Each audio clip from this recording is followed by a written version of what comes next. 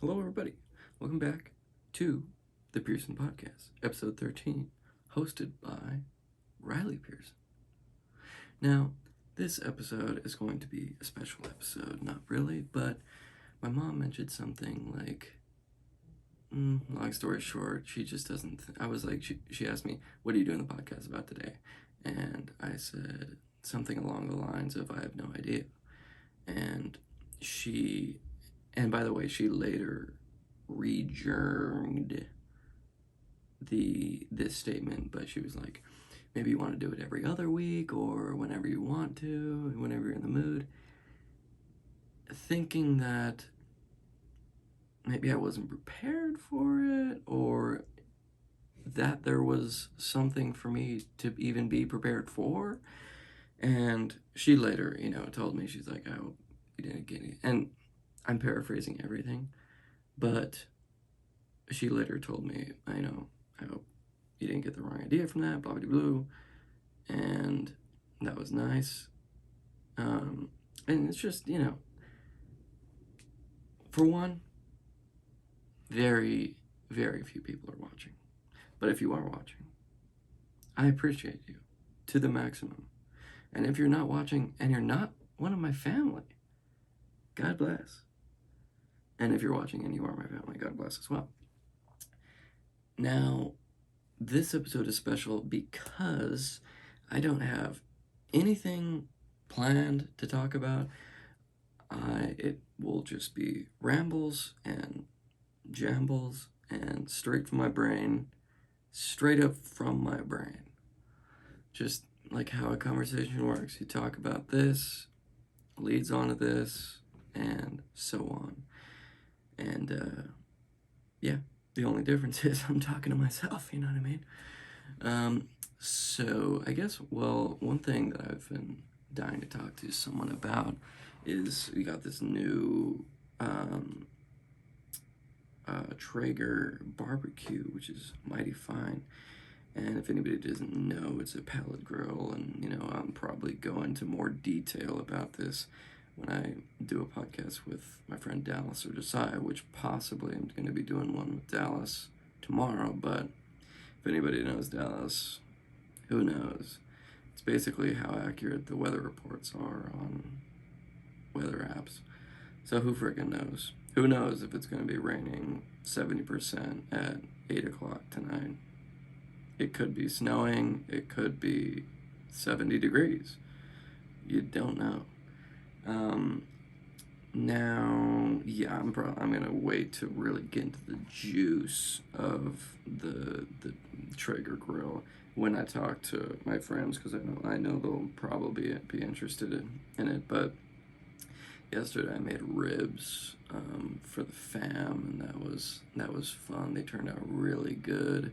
I was following the recipe from Heath Riles. He's a competition ribber and pitmaster, and yeah, he's got. I love it, and it was on the How to Barbecue Right channel. If you're wondering, one of his most popular videos. But yeah, I've been following him for a long time. The How to Barbecue Right fella. And yeah, he talked about, did the whole thing. And maybe I'll go into the exact breakdown of how I cook the ribs when I'm talking to Dallas, but I don't want to really go into it too far. But, you know what I mean? Who knows? Again, straight from the hip, ladies and gentlemen. Straight from the hip.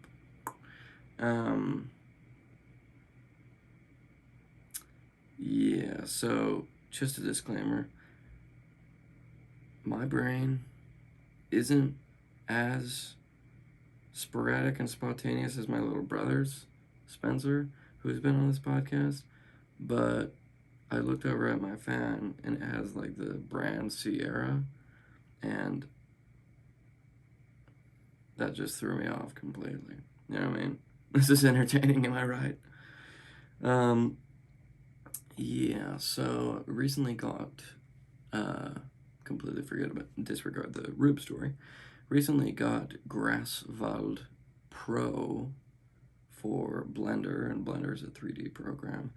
And man, if you know, I mean, I've been doing 3D work or 3D art for, it's got to be at least a year now. Well, I started in Blender back in high school, in like junior, senior year. My graphic designer teacher, Linda Bergeron, I was so ahead in the class. I mean, literally not trying to, boast at all, but like I had a class.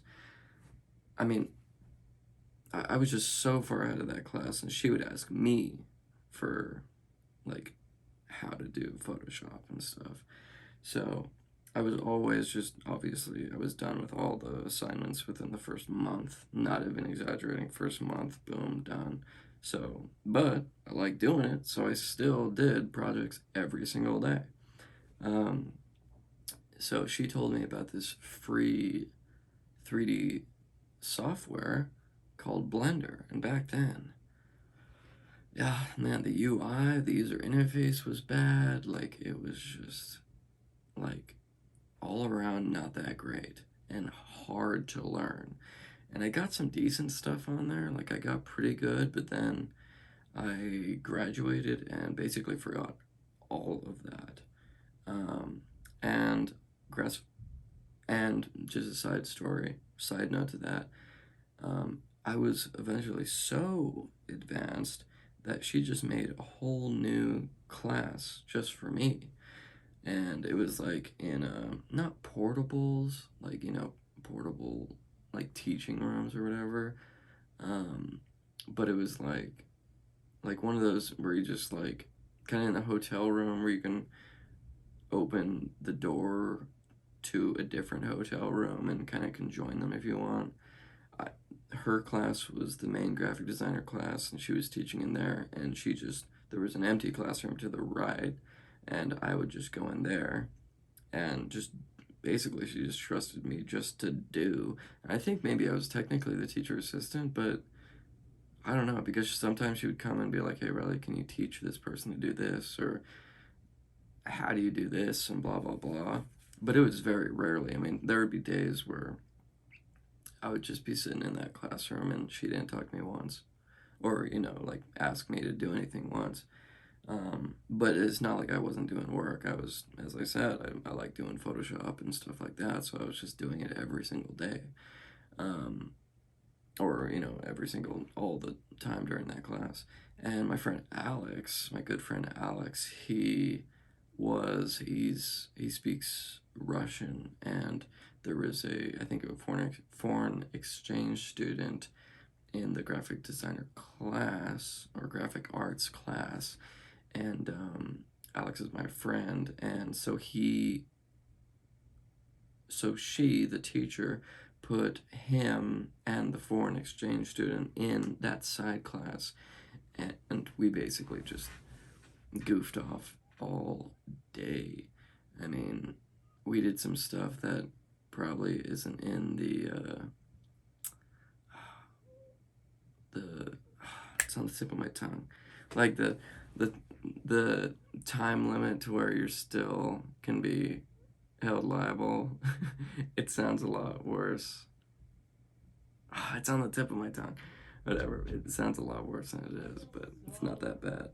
And sorry if you hear any side audio. That's just family. So yeah, we would just goof off and do all kinds of jazz in there. But yeah, that was great. And I basically did all. I mean, and Alex was in the graphic arts class, but I basically did all of his assignments, and because he wasn't into graphic arts as much as me, and I did plenty of it, so I just did all of his projects and was happy doing it. And Linda Bergeron was probably just like, why does his projects look like it was done by someone as good as Riley? You know what I mean? But she was very cool. She was super awesome. On a side note, because my little brother goes to that school, the graphic arts teacher is named Linda and looks exactly like her, but with a different last name. And and it looks like a younger version of her too. So I don't know. It's very weird. It's either she, I don't know, very weird. But yeah, on to Groswald. So yeah, after senior year, I stayed on. I did Photoshop a little bit, but I had no reason to because I didn't start Pearson Visuals for. I started into that early, like the beginning of 2017, so 2 years after the fact, and I was worried because at first I was like, do I even know how to do Photoshop anymore? And trust me, it was difficult for a little bit, but then I was like, boom, boom, boom, got that started, and it was like an engine. You can go like, and like you know, you're just revving out for the longest time, and it's not starting. But once it's started, you're off to the races. It was kind of like that. Once I got back into the groove, I was zooming, and started Pearson Visuals shortly after because I was always kind of doing projects for my dad's um, program, which I don't know if I should say the name for. I don't know. I'm weird about personal information, but it's just that was just this program that he needed graphic design stuff for, and I could help him out with. And so I, had some practice doing that, but the stuff that, my art, that needed some really advanced stuff. Because here's the thing about graphic arts. I got hired as a official graphic artist, graphic designer for a t-shirt company, and I can go into that happily one day, and I will. But the stuff like they wanted me to do was like, are you kidding me? Like, you could get probably any graphic arts student to do that. I was like, is this good? And like, I don't know. Like, she told me a few things, and I did like 4 projects in one day. I'm like, I can do this. I don't know. Like, and they were good projects. It wasn't like it's an 8 hour day, so it's like 2 hours per project. Yeah, 2 hours per project. Around then, I started getting into 3D, and she was like, her mind was blown. Like, I'm like, yeah, I mean, I can do anything you want. But she was like, I don't know, not expecting that. But yeah, that's for another day because they weren't really following COVID-19 guidelines, and I've got a family to worry about. You know what I mean? So yeah, just played it safe and got out of that job quick time. But on to Photoshop. Yeah, so I was always testing the waters and kind of keeping my toes dipped with my dad's program. But when I started Pearson Visuals, that's when I got really back into the actual my more advanced matte paintings and photo manipulation and stuff like that. But about a year ago, I don't know, I'm gonna have to check, but it was I I remember the first few 3D program or 3D renders I did because I mean it's a whole different ball game. Like it's I guess I'll try and explain it for someone that doesn't know anything about it, but gosh, it's so hard. It's basically like a world generator almost, but not. World is in like physics and all the laws of Earth generator. So say, and it's built, and it goes off of shapes. The modeling portion of it is shape. So a plane, which is a floor basically, a 2D um, plane. So that's you usually use it as a floor. Put it down as a floor, say and then a sphere. You put the sphere onto the floor, and then, and this is, I'm just doing it as basic as possible. You get a light, and you drag it above the ball and slightly to the right.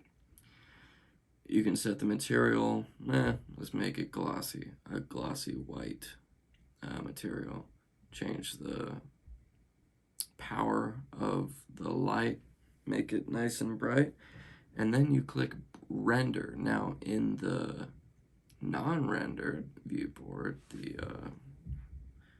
just the regular viewing mode, because if you, whatever, in the regular viewing mode, you can't see the shadows, the textures, anything. You just see a grid, kind of to keep you orientated where the floor is and everything, and like controls up, down, left, right, blah blah blah. But when you click render, then the computer thinks, okay, real life mode. It takes the light, it says, okay, if the light's bouncing here, then there's going to be light reflecting off the ball on this side because it's facing the ball, and shadow on the other side. Ladies and gentlemen, this is life 101. But it is so mind-blowing to do. And then, of course, you get into it, and you can do physics, fluid simulations, subsurface scattering of objects, grass, trees, blah, blah, blah. And that, in a nutshell, is 3D renders. Now, on to Grasswald. Grasswald is, or Grasswald, play on Grass World Pro, which I recently got, and I've been wanting it for a long time. It's $100, which is very reasonably priced, but it comes with basically a scatter engine. Before you can scatter without the Grassworld scatter, but it's just a little bit more time consuming. Grassworld basically makes it to where choose where you want the grass to go, and click which grass, and it goes there. You choose the amount, the scale, randomness, blah blah blah. But yeah, it's basically just a bunch of bushes and flowers and sticks and moss and grass. And whoa, like, if I could get, because there's only a Grass World, but Grass World Rock Essentials, because if you think about it, because I like nature scenes, and what does nature have? Trees, rocks, and grass and crap like that. So if I could have Grasswald, which I have, Checkaroo, Rock Essentials, which is by Blender Guru, and that's more pricey, but it's kind of like, it's rocks. Instead of grass and bushes and crap, it's rocks. So now I have all the grass and crap I would ever need, basically, and they'll update it, and I get all those future updates. But if they add new models, and then Rock Essentials, which is same thing, but with rocks. So I never have to worry about getting my rocks anymore, because rocks are a difficult thing.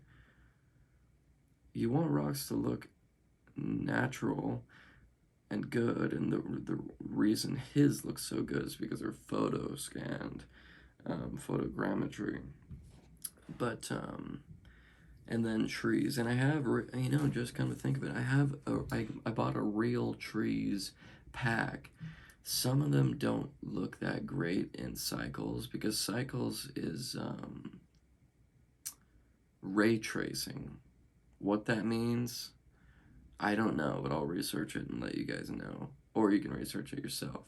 But that's how you get the realistic lighting and everything like that. And screen space refractions, which is basically like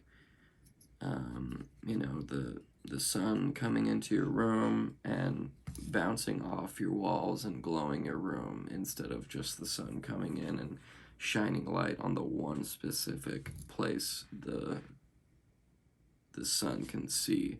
That's why your room isn't completely dark, except for the place that the sun can see. That, when you open the windows, your room glows pretty much. Am I recording? Thank Christ.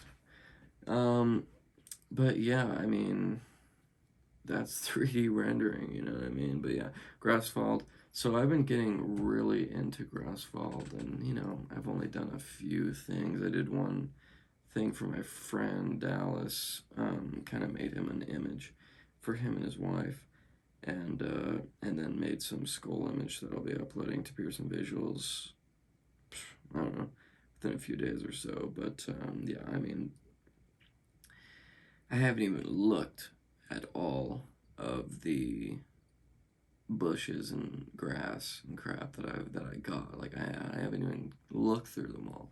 It's not, you can literally, because if there's a thing called weight paint, and say there's a plane, and you take your mouse and you draw wherever you want the weight to go, and then when using a scatter on, say you choose daisies, you put the, say you draw a line, you name that line daisies.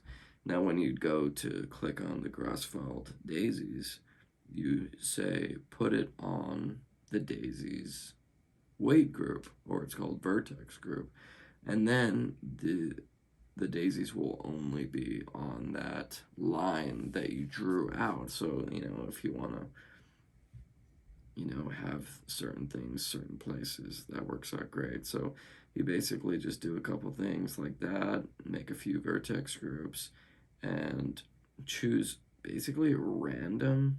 I mean, I put some thought in, but I'm just saying, if you could choose random bushes and crap and random vertex groups and render that out with an HDRI, and it would be a really good render. Bada boom, hands down, easy as pie. And by the way, an HDR is basically a 3D 360 degree image that captures the light data from the sky and stuff like that. So it basically gives you, one, real nice reflections, because you can see like kind of the sky if you have a nice reflection, but also it basically is like the most accurate lighting you can get to actually having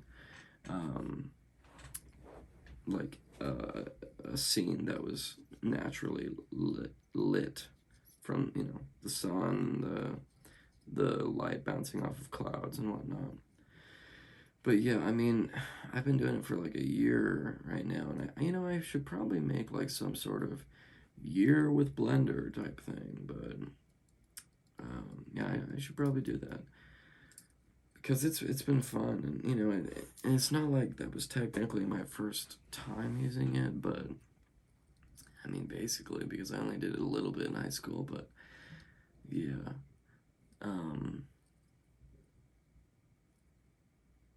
yeah, I'm gonna call it here. Hope you guys enjoyed. It's a short one because I'm eating dinner, and I'm not eating dinner right now. I'm eating dinner after this. But yeah, hope you guys enjoyed this beautiful, wonderful. I hope you think that those words describe this episode, and I will see you all in the next one. See you every single Monday until I pass away, or I physically can't upload because I'm homeless. Thank you very much. Bye.